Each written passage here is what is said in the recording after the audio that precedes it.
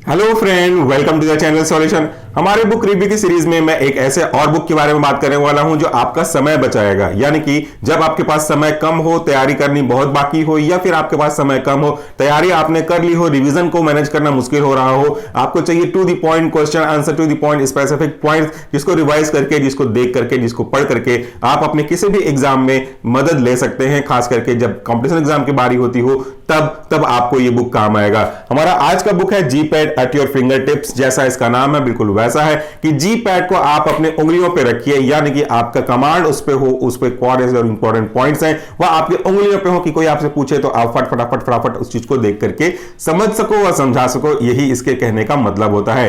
ये G pad at your fingertips में question pattern के हिसाब से जो इंपॉर्टेंट पॉइंट्स हैं उनको समराइज वे में दिया गया है। कुछ स्पेसिफिक सब्जेक्ट इसमें यूज किए गए हैं, जिसका जो पब्लिकेशन हाउस है वो जीडीसी पब्लिकेशन हाउस है। और जैसा मैं हर बार कहता हूं कि हमारा कोई भी बुक रिव्यू पेड प्रमोशन कभी भी नहीं होता। हम किसी भी पब्लिशर से, फर्म से ₹1 भी मात्र पब्लिशन के नाम पे नहीं लेते हैं। हम केवल उन्हीं बुक का रिव्यू करते हैं जो हमें अच्छे लगते हैं और लगता है कि ये बच्चों तक पहुंचनी चाहिए। चाहे वो किसी भी फर्म, किसी भी पब्लिकेशन का हो, हमको उससे कोई फर्क नहीं पड़ता। हमारे लिए जो इंपॉर्टेंट है वह है बुक और बुक के कंटेंट। तो GDC eight your fingertips में जब आप इसको देखेंगे, इसको परचेस करने का लिंक है कि आप वीडियो के डिस्क्रिप्शन बॉक्स में जाएं, वहां पे एक जीडीसी का ऐप है, उसे डाउनलोड करें। उसके बाद G pad at your fingertips का कोर्स जो है आप ज्वाइन कर सकते हैं। प्राइस वहां से आप फ्लक्चुएशन के हिसाब से देख सकते हैं कब कौन सा ऑफर चल रहा है। इसके अगर हम सिलेबस के बारे में बात करें, इसके कंटेंट के बारे में बात करें बुक में, तो आपको अलग अलग इंपॉर्टेंट सब्जेक्ट के कंटेंट मिलेंगे। जैसे फार्मास्यूटिक्स मिलेगा, फार्माकोलॉजी मिलेगा, फार्माकोग्नोसी मिलेगा, फार्मास्यूटिकल केमिस्ट्री और कुछ और जो सब्जेक्ट हैं, माइनर सब्जेक्ट हैं जो कि कोर सब्जेक्ट नहीं इंक्लूड किए जाते जनरली,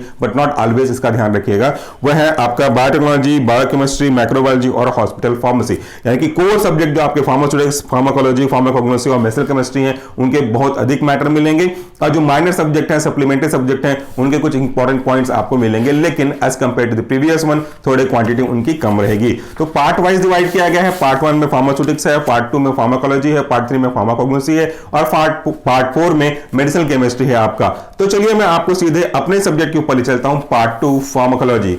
फार्माकोलॉजी यूं तो बड़ा इंटरेस्टिंग सब्जेक्ट है, लेकिन न जाने क्यों बहुत सारे बच्चे इससे डरते हैं। उसके पीछे कारण यह है कि उनको कॉन्सेप्ट क्लियर नहीं होता। कॉन्सेप्ट क्लियर नहीं होने के पीछे भी अलग अलग कारण हैं। जो मुख्य कारण वही है कि उनका फर्स्ट सेकंड सेमेस्टर का जो एचएपी है, ह्यूमन एनाटॉमी एंड फिजियोलॉजी, वो ठीक से नहीं पढ़ा हुआ होता है। दूसरा, वो पहले जब पढ़ते हैं फार्माकोलॉजी की बेसिक्स को, एड्रियाटिक सिस्टम, एंटीकोलिनर्जिक सिस्टम, इस तरह के सिस्टम, तो वहां पे वो थोड़ा सा नींद में चले जाते हैं, उनको ध्यान से नहीं आती और वो मैकेनिज्म ऑफ एक्शन को समझते नहीं है। ड्रग के नाम को बहुत लाइटली लेते हैं। फिर यही परेशानी उनको आगे जब कीमोथेरेपी या फिर डिफरेंट टफ टॉपिक की ओर बढ़ते जाते हैं, हम लोग हार्मोन्स की ओर बढ़ते जाते हैं, तब उनको फिर वो प्रॉब्लम होनी शुरू होती है। तो सबसे अच्छा तरीका यह है कि आप एचएपी को क्लियर करें। फार्माकोलॉजी के बेसिक इंट्रोडक्शन, जिसे हम जनरल फार्माकोलॉजी कहते हैं, वो जनरल फार्माकोलॉजी नहीं है, वो मेन फार्माकोलॉजी है एक्चुअल में। उसको क्लियर करें तो आपको कॉन्सेप्ट इजी होता जाएगा। यहां पे भी जो जनरल फार्माकोलॉजी है, इसके बेसिक पॉइंट्स को आपको कलर्ड पेपर में, हर एक पेज जो यहां पे आप देखेंगे सारे कलर्ड पेज होंगे, सारे मोटे पेज हैं, रफ पेपर की तरह पतले पतले नहीं है कि 4 बार रगड़ के पढ़ा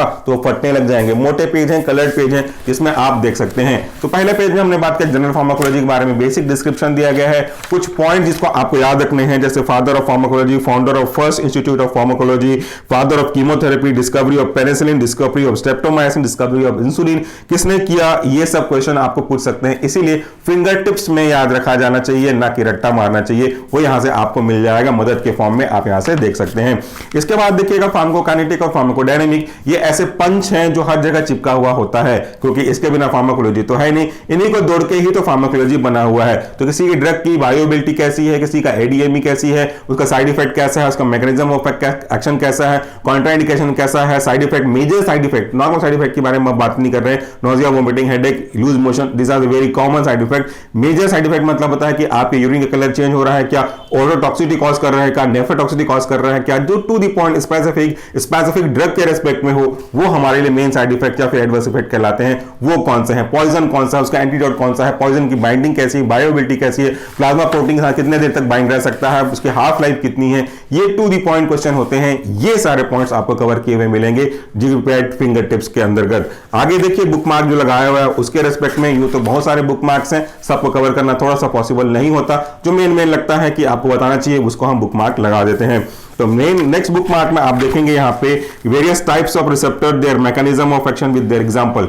अलग अलग टाइप के रिसेप्टर्स होते हैं, उनका डिस्ट्रीब्यूशन अलग होता है, उसका पैटर्न अलग होता है, उस पर बाइंड करने वाले ड्रग अलग होते हैं, उनका मैकेनिज्म ऑफ एक्शन अलग होता है। तो वो आपको to the point finger tips के रूप में याद होने चाहिए, जैसे ion channel receptor, transmembrane enzyme linked receptor, G protein couple receptor, nuclear receptor, ऐसे उनके सब टाइप कौन कौन से हैं, डिस्ट्रीब्यूशन कहां से है, किस किस मैकेनिज्म को ये कन्वे कराते हैं, कैरी फॉरवर्ड करके ले जाते हैं, मैकेनिज्म कैसे फॉलो करते हैं, ये आपको पता होना चाहिए और ये आपको इस बुक में मिल जाएगी। इसके बाद हम देखते हैं कोलिनर्जिक सिस्टम। जैसा मैंने कहा कि हम कोलिनर्जिक सिस्टम, एड्रेनर्जिक सिस्टम, ये सब सिस्टम को थोड़ा सा ध्यान से नहीं पढ़ते हैं, तो कौन सा रिसेप्टर किस जगह पे काम कर रहा होगा, कौन सा सिस्टम के लिए कौन सा मैकेनिज्म काम कर रहा होगा, किसकी कमी हो रही होगी, किसका ज्यादा हो रहा होगा, कौन सा रोल, कौन सा पार्ट, कौन सा सिक्रीशन, कौन सा एक्शन, ये हम ध्यान नहीं देते और वो हमको बाद में परेशान करता है। जब आप कोलिनर्जिक सिस्टम पढ़ेंगे तो आपको फिर आगे जाके समझ में आ ही जाएगा कि जीआईटी पेट में एसिड की सिक्रीशन के लिए कौन सा रिस्पॉन्सिबल है, H1 कहां पाया जाता है, H2 कहां पाया जाता है, H1 का क्या रोल है, H2 का क्या रोल है, H1 आपके एलर्जी के लिए रिस्पॉन्सिबल है, H2 आपके जीआई में एसिड के सिक्रीशन के रिस्पॉन्सिबल है।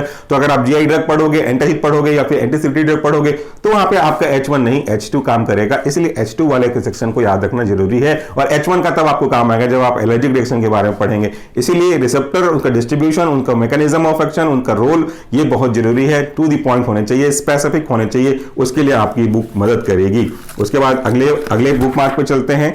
बुक मार्क इसलिए रखा जाता है ताकि पॉइंट बता सके। एड्रेनर्जिक सिस्टम, जैसे मैंने कहा एड्रेनर्जिक रिसेप्टर का डिस्ट्रीब्यूशन कैसा है, अल्फा रिसेप्टर कहां पे है, बीटा रिसेप्टर कहां है, अल्फा 1 कहां है, अल्फा 2 कहां है, बीटा 1, बीटा 2, बीटा 3 क्या है, बीटा 1 का रोल कहां पे है, बीटा 2 का रोल कहां पे है। बीटा 1 को ब्लॉक करना है कि तो बीटा 1 के ब्लॉक करोगे तो बीटा 2 पे क्या असर पड़ेगा, बीटा 2 एगोनिस्ट दोगे तो बीटा 1 पे क्या पड़ेगा।